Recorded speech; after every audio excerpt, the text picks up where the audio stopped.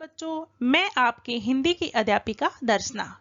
बच्चों, आज हम इस वीडियो के माध्यम से हिंदी गुंजन पुस्तिका कक्षा 8वीं का पाठ 12 है, धरती का सुरक्षा कवच, उसके प्रश्न उत्तर आज हम करेंगे।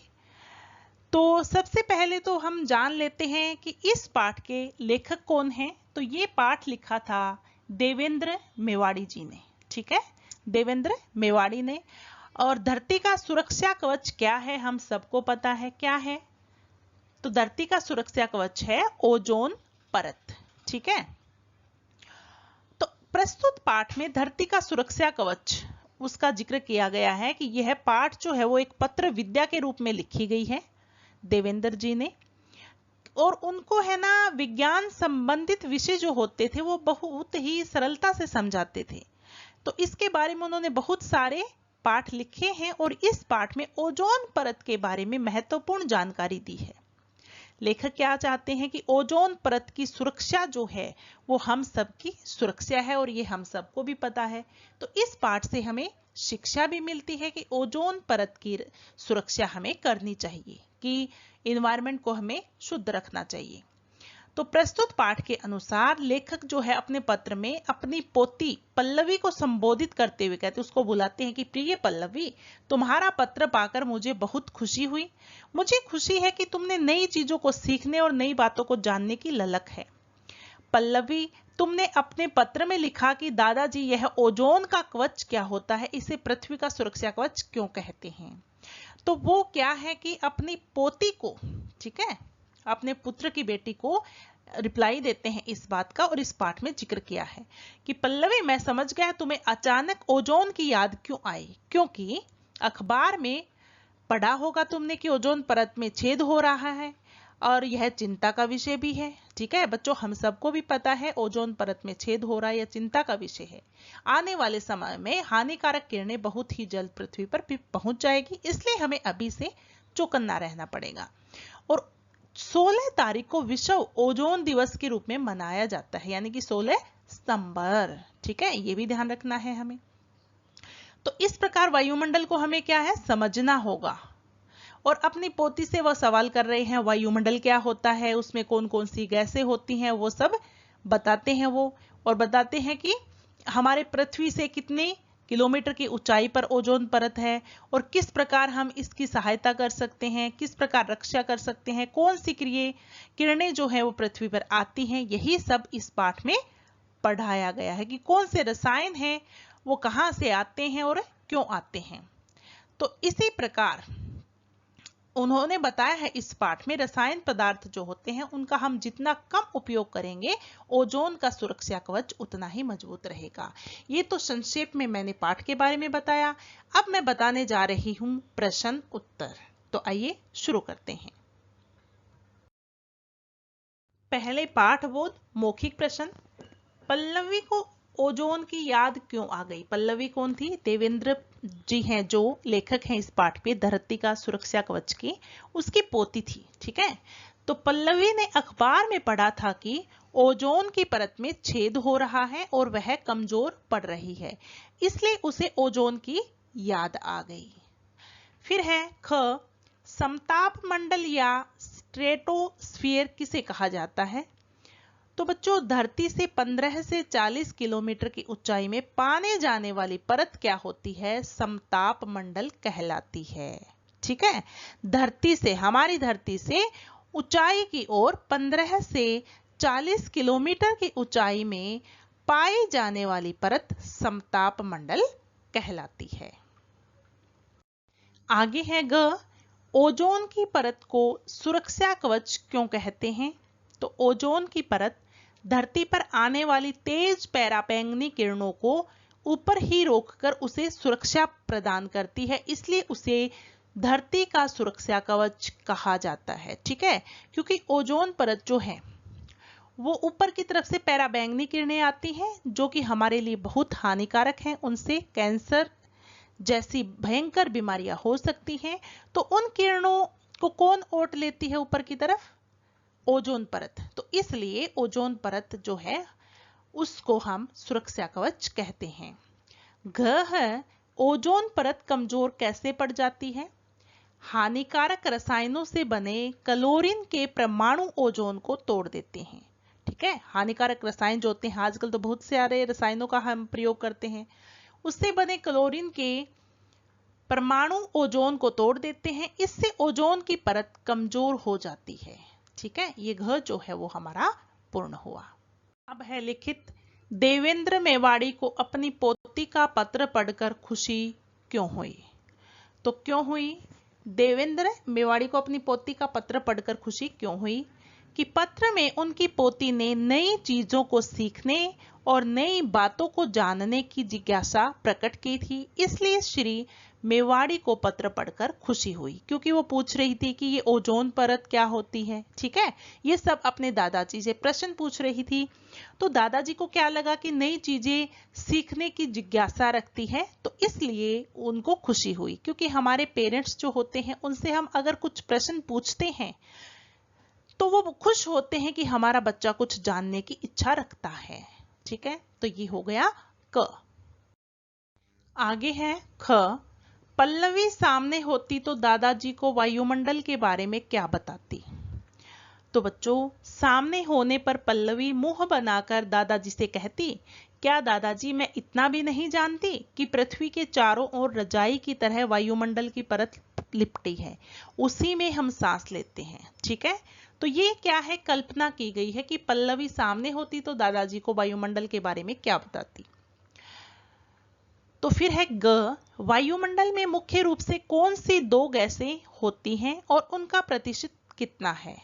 तो बच्चों, वायुमंडल में मुख्य रूप से दो गैसें नाइट्रोजन और ऑक्सीजन होती हैं, जिनका प्रतिशत क्रमशः 78% नाइट्रोजन और 21% ऑक्सीजन होती है। ठीक है, और बाकी बची हुई अन्य गैसें होती है। ये सब हमने साइंस में भी सीखा है। तो इसी प्रकार ये प्रश्न जो है पूर्ण होता है।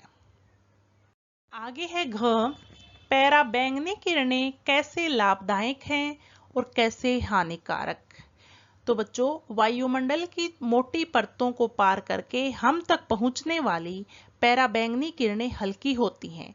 उनसे शरीर में विटामिन डी बनता है और हड्डियां मजबूत होती हैं। लेकिन यही किरणें अगर सीधी धरती पर पहुंच जाए तो जीव जंतु तड़प कर मर जाएंगे और पेड़ पौधे सूख जाएंगे। इनसे धरती पर जीवन नष्ट हो जाएगा। इसलिए पराबैंगनी किरणें हानिकारक भी होती हैं और लाभदायक इसलिए होती हैं, ओजोन परत से टकराकर वो आती हैं छन छन कर, तो उनसे हमारे शरीर में विटामिन डी बनता है जो हमारी हड्डियों को मजबूत करता है। पर डायरेक्ट अगर आएंगी तो उनसे सामान्य जनजीवन नष्ट हो जाएगा जीव जंतुओं का। ठीक है, ये तो हो गया घ। आगे करते हैं ड, सीएफसी रसायन कहां से आते हैं? तो सीएफसी रसायन कहां से आते हैं? अपनी सुख सुविधाएं बढ़ाने के लिए मनुष्यों ने स्वयं सीएफसी रसायन बनाया है।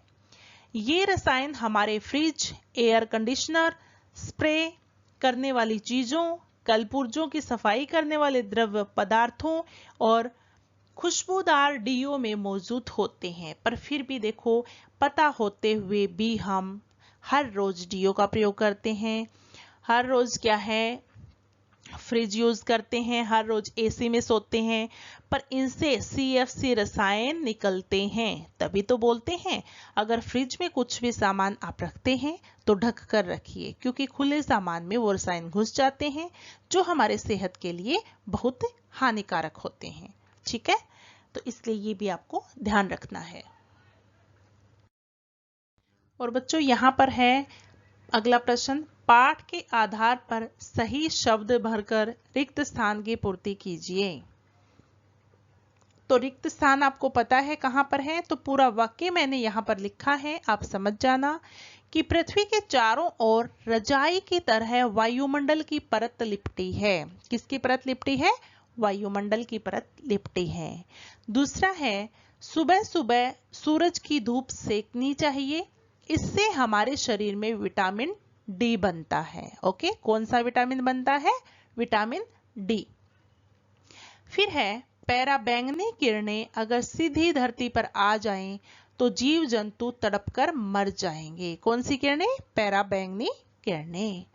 उसके बाद अगला है, सबसे अधिक नुकसान CFC रसायनों से हो रहा है। तो कौन से रसायनों से हो रहा है? CFC रसायनों से हो रहा है।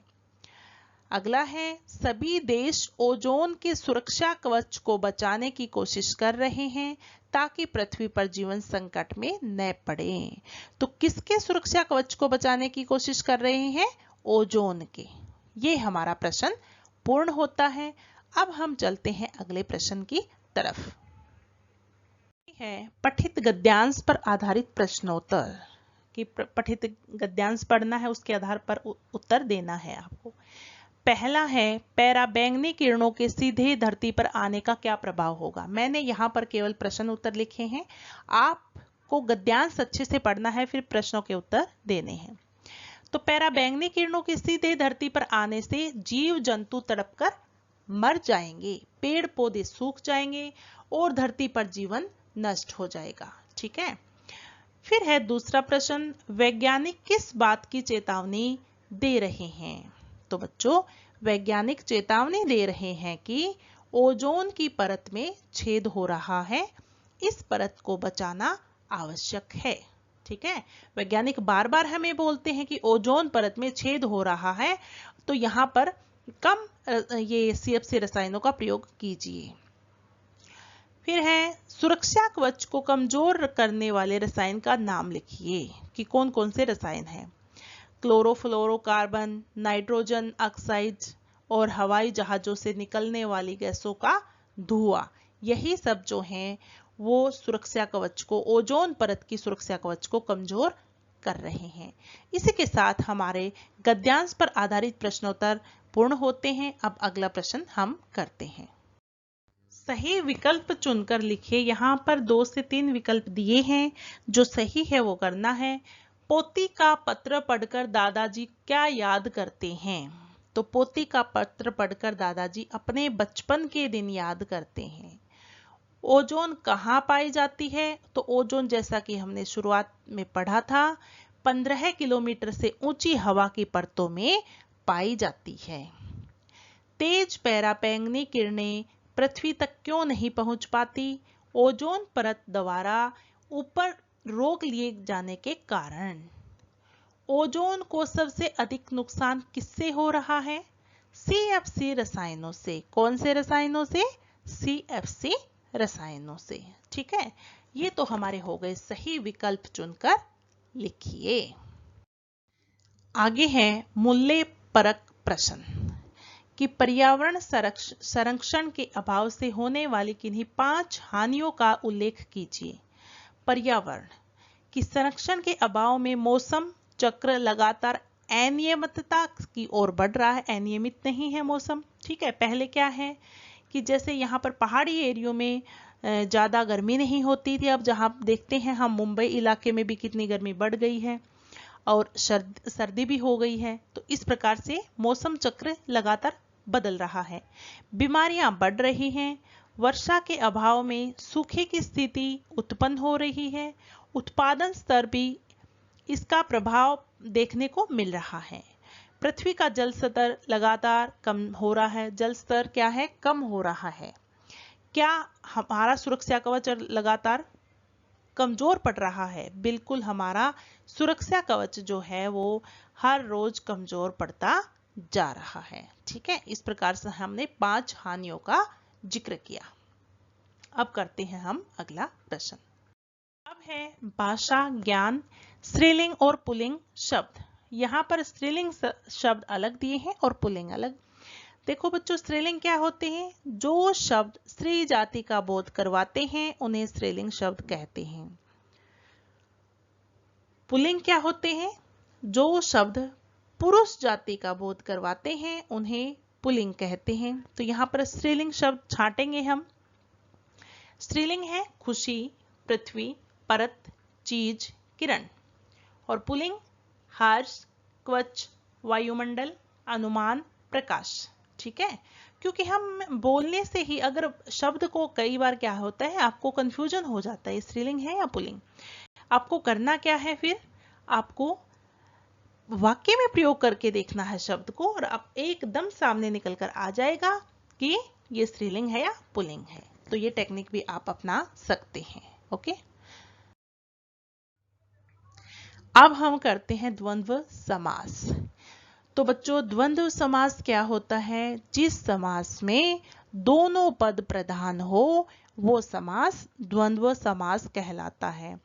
यानी कि पहला पद भी प्रधान हो, दूसरा पद भी प्रधान हो, दोनों की प्रधानता मुख्य होती है, वो होता है द्वंद्व समास। जैसे माता पिता, सुख दुख, दिन रात, ऊंचा नीचा, ऊपर नीचे, ये सब क्या है? ये सब द्वंद्व समास है। दोनों पद, इसमें माता भी प्रधान है, पिता भी, दोनों की ही बराबर क्या है? वैल्यू है। तो यहाँ पर देखिए दिए हैं कुछ उदाहरण: पढ़ाई लिखाई, हरा भरा, दिन रात, वाद विवाद, सुबह शाम। ठीक है, तो इसी के साथ दूसरा प्रश्न भी हमारा पूर्ण होता है। अब तीसरा है अनुस्वार और अनुनासिक वाले शब्द। यहाँ पर कुछ शब्द दिए गए हैं और आपको क्या है कि छांट कर लिखने हैं, इसमें किस शब्द में अनुस्वार आएगा, किस में अनुनासिक आएगा। जैसे पाँच, पाँच में क्या आएगा? अनुनासिक। अनुस्वार बिंदु होता है और अनुनासिक क्या होता है? चंद्र बिंदु। ये ध्यान रखना है आपको।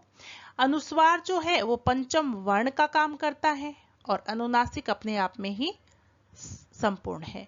आंख में आंख चंद्र बिंदु लगेगा, लूगा में लूंगा चंद्र बिंदु, ऊंचाई में भी चंद्र बिंदु, सांस में भी चंद्र बिंदु लगेगा, मुंह में भी चंद्र बिंदु यानी कि अनुनासिक। फिर है परतु में परंतु, ये क्या लगेगा? अनुस्वार। फिर है संकट में भी क्या लगेगा? अनुस्वार। आगे मंडल में भी क्या लगेगा? अनुस्वार।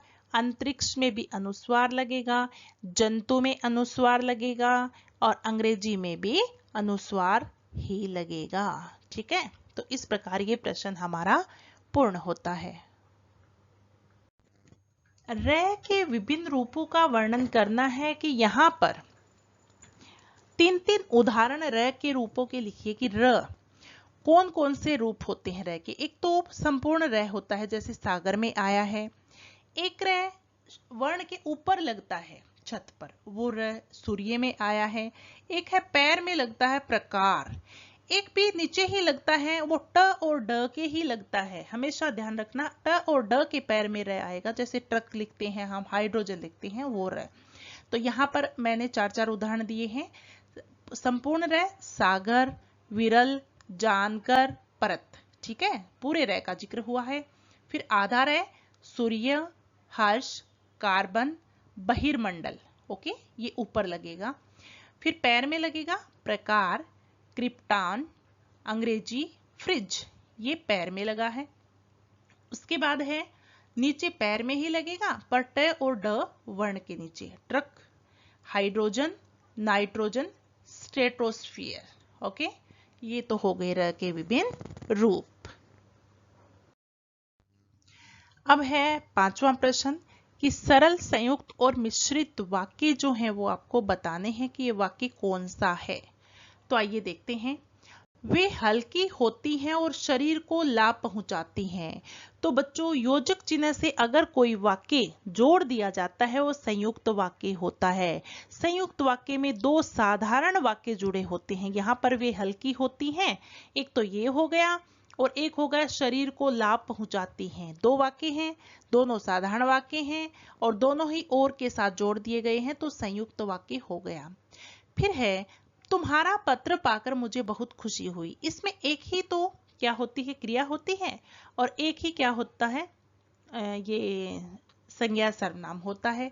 सरल वाक्य। ओके। फिर है पैरा, बैंगनी किरणें अगर धरती पर आ जाएं तो जीव जंतु तड़पकर मर जाएंगे।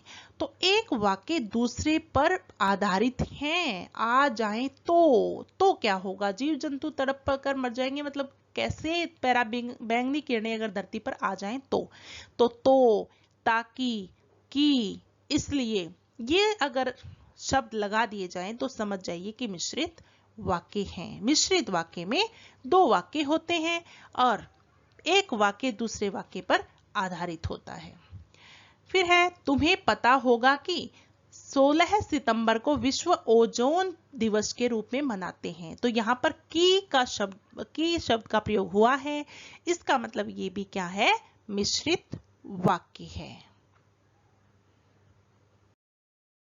फिर है ओजोन की इस परत को सुरक्षा कवच कहते हैं। तो देखो बच्चों, साधारण सा वाक्य है, इसमें कोई झोल नहीं है, ना तो कोई दो वाक्य हैं और ना ही एक वाक्य दूसरे पर आधारित है। क्या है ये, सरल वाक्य। फिर अगला है और अंतिम, यदि तुम यहां होती तो मुझे जरूर चिढ़ाती। तो इसमें यदि तुम यहां होती तो, ठीक है, उस पर डिपेंड हो गया ना, यहां है कि नहीं है, तो एक वाक्य दूसरे पर डिपेंड हो गया। तो एक वाक्य अगर दूसरे पर आधारित हो यानी कि डिपेंड हो तो वो होता है मिश्रित वाक्य। तो ये हो गया मिश्रित वाक्य। और इसी के साथ हमारा पाठ जो है वो पूर्ण होता है। तो बच्चों, ऐसे ही मैं आपके लिए और भी वीडियो लेकर आती रहूंगी और ग्रामर पार्ट भी मैं पूरा आपको करवाऊंगी ताकि आपको अच्छे से समझ आ जाए। पहले मेरे पास समय कम था, अभी मैं थोड़ा थोड़ा करके आपके लिए निकाल रही हूँ। तो मुझे भी अच्छा लगता है, आप कमेंट करते हो तो प्लीज़ कमेंट करके ज़रूर बताया करो। मुझे बहुत अच्छा लगता है अगर आप रिप्लाई करते हो कि मैम ये ऐसा है, आपने अच्छा बनाया या फिर गलत बनाया, या फिर आपको ये करना चाहिए, कि अच्छे बुरे जो भी आपको लगता है वीडियो के बारे में वो बताया करो। और आज के लिए इतना ही करेंगे। बाकी कुछ बच्चे मुझे बोलते हैं कि मैम आप उत्तर जो हैं वो थोड़े छोटे करवा दो। देखो बच्चों, आप 8th क्लास में हो, 8th के बाद 9th, फिर 10th में आपको जाना है और आपको आदत डालनी होगी इन प्रश्न उत्तर की। वैसे आपको आगे 9th और 10th में पका पकाया नहीं मिलेगा, आपको खुद से बनाने होंगे, ठीक है। वैसे 9th और 10th का भी मैं लेने वाली हूँ नेक्स्ट सेशन से, कोशिश करूंगी, क्योंकि मैं 9th 10th को ही पढ़ाती थी स्कूल में। तो अब आगे देखते हैं क्या रहेगा। जब आप 9th में जाओगे तो मैं आपको सिखाऊंगी कि कैसे आपको हिंदी अपने आप प्रश्न उत्तर बनाने हैं। बहुत इजी है, कोई डिफिकल्टी नहीं है। तो इसलिए आप थोड़ी है ना आदत डालिए, आप पाठ को पढ़िए अच्छे से, और पाठ को पढ़कर जो प्रश्न मैं करवाती हूँ ना उनके उत्तर आप ध्यान से सुनिए और फिर अपने आप लिखिए और फिर मैच कीजिए कि कहाँ हमारा सही है और कहाँ गलत है। तो इस प्रकार से आपको आदत हो जाएगी। अच्छे अंक लेने के लिए अच्छा उत्तर तो बनाना पड़ेगा आपको। वैसे हम शॉर्ट में लिख देंगे, मुझे कोई प्रॉब्लम नहीं है, मैं शॉर्ट में भी करवा दूंगी, बल्कि मेरे लिए अच्छा रहेगा कि छोटे छोटे उत्तर बनाऊंगी तो इजी हो जाएंगे, पर वो आपके लिए सही नहीं होंगे, ठीक है। तो इसलिए आप भी आदत बना लीजिए, आपके लिए ही अच्छा है ये। तो आज के लिए इतना ही, बहुत समय हो गया है। अब मिलते हैं हम नेक्स्ट वीडियो में। तो आप सभी का बहुत बहुत धन्यवाद। नमस्कार।